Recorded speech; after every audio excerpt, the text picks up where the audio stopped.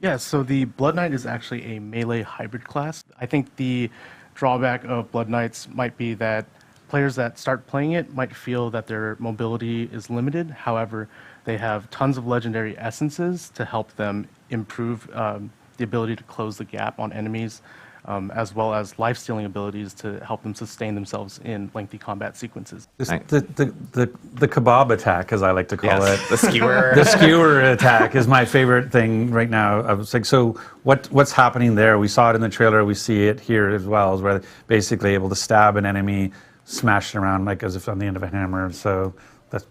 You're like, Chris is like, yeah, that's basically it. Yeah, You that's defined it. Yeah. It's pretty awesome. But it actually has a stun as well, right? It's not just the attack on the one thing that you skewered. It actually it has an area effect? Yeah, so the Blood Knight stabs their polearm forward into the closest enemy, then swings overhead the enemy and slams it into the ground, stunning everyone in a small AoE. And there are also legendary essences that let you lunge forward or actually leap to perform the slam. Oh, nice. Yeah, it's awesome. And then I know, like, of course, with every class in Immortal, they all have different ultimates depending on their primary attack skills and so forth. Like, what kind of two different ultimates can we expect with the Blood Knight? Yeah, I could talk a bit about the primary attacks. The first is Ravage.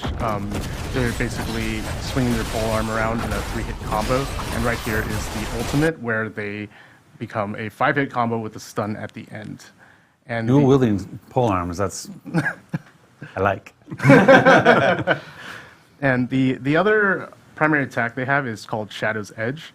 It's quite a unique one. It's the first in Immortal where the in melee range, the Blood Knight will do a slash, and for enemies that are further away, they'll actually throw the dagger forward. And there are legendary essences that add damage over time or make the dagger ricochet. Nice. So you can essentially, it's good room clear type of abilities is what I'm hearing. So if you got a ton of mobs in front of you, especially if the daggers are ricocheting and you mentioned piercing and so forth with the ultimate and everything, you can essentially clear out whole rooms with that. So it's awesome to hear. I know, as you mentioned beforehand, tons of legendary essences and everything that are associated to kind of modify skills. I know, and we're even seeing here, this is like the Abomination that we were talking about beforehand. So why would I want to become the Abomination? What do I get from that? Yeah, so I'll talk about the Abomination a bit. The way it works is it is a transformative skill that requires the defeating enemies to fill the bar, much like your ultimate. Right. However, it happens much more often, and it then transforms your entire skill bar into a new primary attack, followed by 2 specific skills, a Blood Rush, where the Blood Knight actually dashes forward in a ball of blood, and then there's a 3-hit combo attack, where if on the last hit they fly into the air and slam the ground, stunning everyone. A lot of stuns. Nice. Nice. That's awesome to see. I think with this update that's coming out on the 13th and the Blood Knight itself, and there are like even other components and that are kind of going to be coming with this actual update. Do you guys have any like additional information on? Well, and for players like Rod who have been playing for a while and want to convert to this class, I'm happy to say that we've made some major improvements to class change.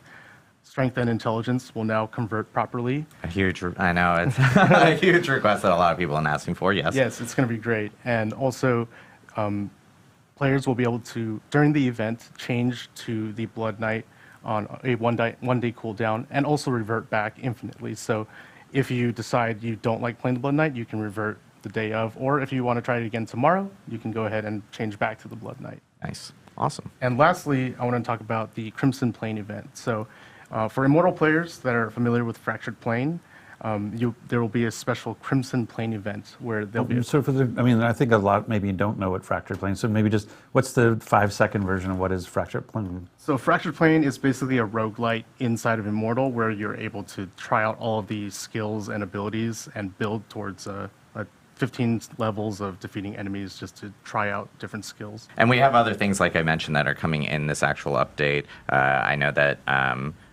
for any new player that's coming in, of course, they can create a Blood Knight, how we mentioned beforehand, customize it, and it's completely free. And then, of course, any existing character can do class changes if they want, or they can create a new character if they would like to do it that way as well. But I know we have like a new legendary gem that's going to be coming in this actual update as well.